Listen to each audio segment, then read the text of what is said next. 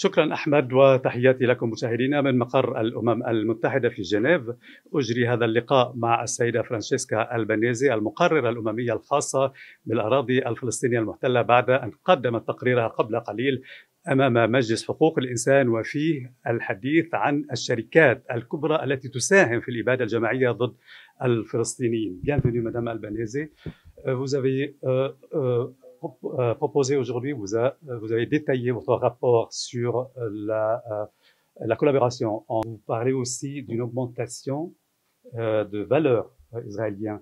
Est-ce que on peut dire aujourd'hui que cette collaboration entre les entreprises et Israël a couvert les frais de ces attaques, de cette agression israélienne contre les Palestiniens à Gaza? Une partie, mais je pense que c'est plus que ça. Il y a eu soit disons les compagnies d'armement comme the Israeli Military Industry, Israeli Aeronautic Industry, Elbit System, ou des compagnies comme l'italienne Leonardo, ils ont fait des profits. Ils se sont enrichis sur ça.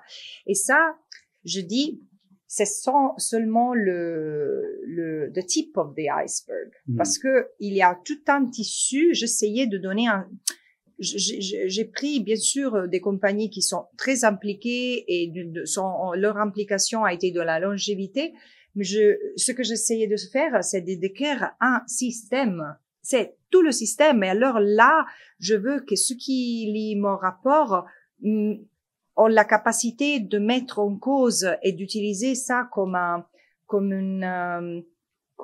moyen pour investiguer eux-mêmes les relations avec l'État d'Israël. Aujourd'hui, il n'y a rien de neutre. Il n'y a rien d'impartial. Il n'y a rien dans nos sens. On se relationnant à un État qui commet des crimes de guerre et accusé de crimes de guerre, crimes contre l'humanité et génocide. Quelle responsabilité, je répète la question, la responsabilité de ces entreprises, est-ce qu'ils font partie de l'acte de génocide ou bien ils ont responsabilité un petit peu derrière de cet acte? Non, ça dépend.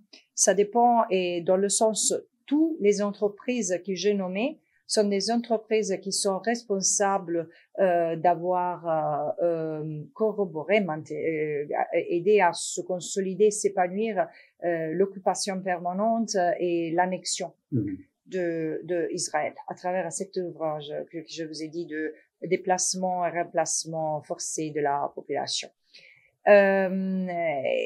Et aussi, j'ai fourni cas par cas l'analyse des crimes ancillaires, disons, ancillary crimes, qui étaient associés à cette action. Ils ont, par exemple, il y a les compagnies qui travaillent dans l'extractivisme, qui sont responsables, ou co-responsables, je sais pas comment dire en français, pillaging. Ouais. Et ou bien les compagnies qui aident à vendre le terrain volé aux Palestiniens dans le territoire occupé, ou bien à l'utiliser. Ils sont responsables, co-responsables, ils participent du dépeuplement forcé des Palestiniens. Ou bien les compagnies d'armement, selon le type d'armes qu'ils ont produit, aidé à produire, le type de services qu'ils ont fournis, peuvent être impliqués dans des crimes comme extrajudicial killing. Alors, pour chaque entreprise, il y a un type de crime ou plusieurs crimes. Oui. J'ai deux, trois petites questions rapides. La première question, c'est il y a un accord d'échange entre l'Union européenne et Israël. Cet accord a été évoqué récemment. 17 pays ont demandé de revoir cet accord, mais la réunion du ministère des Affaires étrangères de la semaine passée, ils n'ont rien abouti. Pourquoi les Européens ils prennent pas une décision claire pour sanctionner Israël, au moins geler cet accord? Parce qu'il y a des intérêts. Bon, je pense que ça a commencé. Je pense que il y a assez de force qui vient surtout de la société civile, des gens pour mettre en cause vraiment cet accord. Il y a aussi des États comme la Slovénie, l'Espagne, je pense l'Irlande, l'Hollande, qui se sont dit partons à la suspension, la révision à la suspension. Mais c'est clair qu'il y a des intérêts. C'est ça, la Palestine aujourd'hui est en train de nous révéler qu'il y a des intérêts qui sont plus forts, même de la même voix populaire dans les pays. Et ça devrait nous faire peur. Israël a attaqué récemment l'Iran. Avant ça, elle a attaqué le Liban. Dans quel contexte vous mettez ces attaques? Écoutez, je me prononce pas sur ce qui se passe hors de territoire palestinien occupé, mais je dis que Israël au Liban, il a procédé avec l'application du même récit qu'il a utilisé avec les Palestiniens à Gaza, en violant le droit international humanitaire dans la conduite de ces attaques. J'ai dénoncé avec d'autres relateurs des Nations Unies, l'attaque contre l'Iran comme une forme d'agression. C'est une violation de la Charte des Nations Unies, on l'a dit fermement, et on doit pas et on peut pas effondrer la voie diplomatique dans la prévention et résolution des conflits, même au niveau idéologique. La dernière question, l'avant-dernière, c'est que les États-Unis, ils ont demandé de limoger Francesca Albanese de ses fonctions.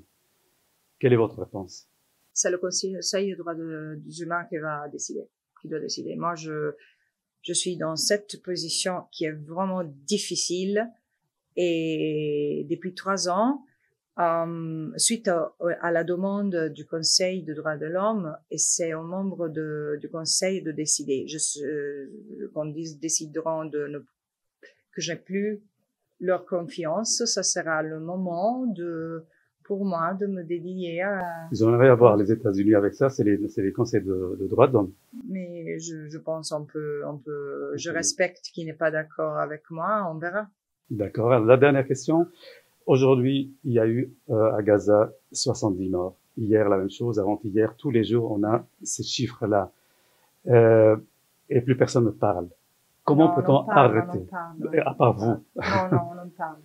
Non, je veux dire, la communauté internationale qui doit peser sur Israël. Vous avez pas le droit, vous avez pas le poids sur Israël, vous n'avez pas la pression sur Israël. Mais comment peut-on arrêter ces cercles de sang? Je pense on doit comprendre tout d'abord où sont les défis, où sont les enjeux, où sont les facteurs qui nous empêchent de voir même la volonté populaire se traduire dans une volonté politique. C'est ça le défi aujourd'hui. Qu'on contrôle plus ce que les pays font, on peut plus s'assurer que les pays utilisent leur pouvoir politique dans les limites et dans la mesure qu'il leur est permis par le droit international, les constitutions, et c'est un moment très très grave pour le système en tant que tel, pour un système qui se dit réglé et guidé par les principes universels. شكرا جزيلا أحمد. كانت هذا اللقاء السريع مع السيدة فرانشيسكا ألبانيزي بعد تقديم تقريرها أمام مجلس حقوق الإنسان حول ضلوع المؤسسات العالمية في الانتهاكات ولا سيما الإبادة الجماعية ضد الفلسطينيين في غزة وباقي الأراضي الفلسطينية.